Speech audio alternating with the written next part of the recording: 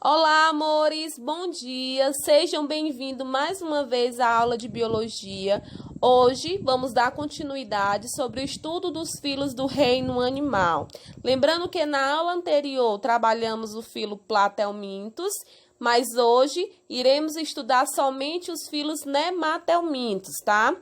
Vamos lembrar que todos esses dois filos são filos ou chamados também de verminoses. Então, a gente vai conhecer um pouco das suas características e das doenças que causam, tá?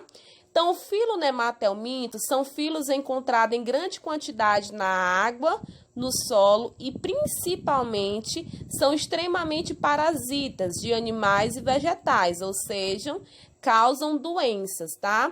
São vermes cilíndricos, afilados na pontas, chamado de triblásticos ou pseudocelomados, como se chama falso celoma. Apresentam também um tubo digestório completo, com presença de boca e ânus, tá? Além do mais, existem outras características. Os nematelmintos não possuem sistema digestório e circulatório. O seu sistema excretor é formado por células especiais chamadas de renetes, tá? O seu sistema nervoso vai se localizar em volta do esôfago, onde parte alguns nervos.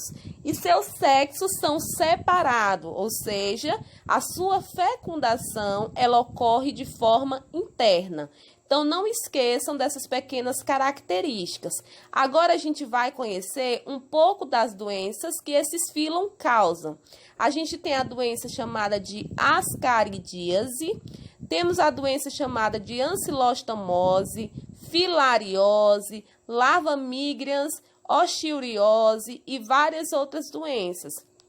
Eu vou explicar as doenças que estão mais evidentes no livro de vocês, tá bom? Então, todas as doenças que eu explicar aqui nessa videoaula tá presente no livro de vocês para vocês acompanharem, certo? A gente vai estudar agora a doença chamada de ascaridíase. Ascaridíase é uma doença causada por um verme chamado de Ascaris lumbrigode, ou seja, presenças de lombrigas extensas, tá? E seus principais sintomas são dor de barriga, diarreia, náusea e falta de apetite. E o seu contágio se dá basicamente pela ingestão de alimentos e águas contaminadas com ovos do parasita. Aqui, nessa imagem, a gente tem a presença de uma imagem que explica todo o contágio da ascaridíase, tá? Essa doença, ela possui algumas imagens não muito legais, como essa que vocês podem estar vendo, que é a presença de lombrigas, como eu falei para vocês, de vermes extremamente cilíndricos e longitudinais dentro do intestino de uma pessoa contaminada com ascaridíase. Lembrando que os nematelmintos, eles causam doenças tanto em animais, em seres humanos, como em vegetais. A próxima doença que a gente vai conhecer é a ancilostomose, ou também chamada de amarelão. Essa doença são vermes adultos que vivem no intestino delgado e que os ovos são eliminados pela fezes, tá? Essa larva ela vai penetrar na pele, atingindo primeiramente os vasos linfáticos, o coração, o pulmão, até se tornar adulto. Então, uma pessoa com amarelão ou ancilostomose tem como principal sintoma palidez, cansaço, tontura, anemia, desânimos e demais. Essa imagem mostra basicamente o contágio e os principais sintomas que eu já falei para vocês. Anemia intensa, cansaço e pele amarelada, tá? E o contágio se dá por meio de larvas em solos contaminados. Aqui, mais uma vez, eu estou trazendo para vocês essa imagem, tá? Para vocês entenderem um pouco como que se dá o contágio de uma pessoa com ancilostomose ou amarelão. A gente vai conhecer agora uma outra doença, que é a filariose, ou também chamada de elefantíase. Essa doença é transmitida pela picada de um mosquito chamado de gênero Culex. O que vai acontecer? Essas larvas, elas vão atingir os vasos sanguíneos e elas vão tirar grande quantidade de líquido.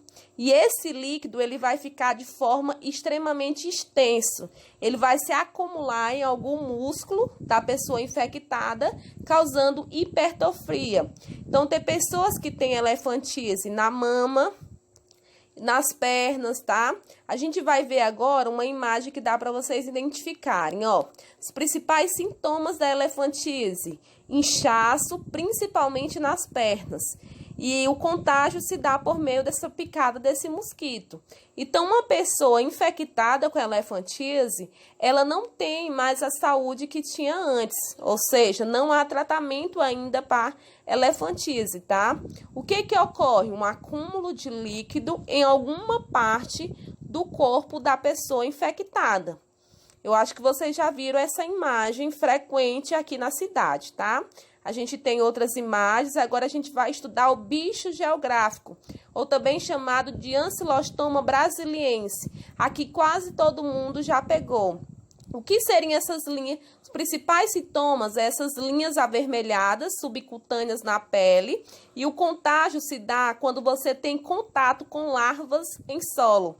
Então, geralmente, em uma zona rural, cidades do interior, em que você anda descalço e tem o contato com a presença dessas larvas, provavelmente vai dar o que a gente chama de coceira no pé, tá? E é o que causa o bicho geográfico, ou seja, a pessoa anda descalço, tem contato com essa larva e a larva vai e penetra dentro do pé, causando bastante coceira. E se você não cuidar, essas larvas, elas se estendem e caminham por todo o seu pé. Isso chamamos de bicho geográfico. Por isso que há a importância da higienização e do ato de você andar sempre calçados, tá? Principalmente em zonas rurais. A gente vai conhecer agora uma outra doença, novamente o bicho geográfico. É causado por um verme chamado de Ancylostoma brasiliense e Ancylostoma caninho. O que vai acontecer? Vai provocar coceira, como eu já falei para vocês, e eles vão penetrar na epiderme humana, que vai se deslocar abrindo vários túneis, tá? Então, o pé fica totalmente viável, você sente coceira, você sente ardência. E se você não cuidar com medicamentos, não ir ao médico, pode ocasionar coisas piores na sua pele. Mas também não é só no pé, tá? Isso pode se estender também na mão. Agora a gente vai conhecer a osteourose. A osteourose é também chamado de... ocorre principalmente no intestino grosso, tá? Provoca também a coceira. E a fêmea, o que acontece? A fêmea, depois que ela é fecundada, ela dirige para a região em torno do ânus para liberar os óvulos. Então, a osteourose é uma doença que não acontece mais frequentemente, mas eu irei mostrar para vocês na imagem o que ocasiona melhor, tá bom? Vamos lá conhecer um pouco sobre a osteourose. Ó, ocorre uma intensa coceira no ânus que vai causando uma inquietação. E essas larvas, elas se ocorrem por meio da ingestão de ovos do ambiente ou de uma fácil contaminação. Então, percebam que essa coceira é decorrente de quê? Da presença de larvas que possivelmente infectaram o local onde o rapaz está coçando, tá? Então, o verme que causa a osteourose se chama Enterobius vermicularis. Agora, a gente vai conhecer a outra imagenzinha dessa larva de forma microscópica para vocês entenderem um pouco, certo? Basicamente, é isso o que eu quero falar para vocês. Eu espero que vocês tenham compreendido. Qualquer dúvida, eu estou à disposição. Um beijo, fique com Deus e até a próxima aula.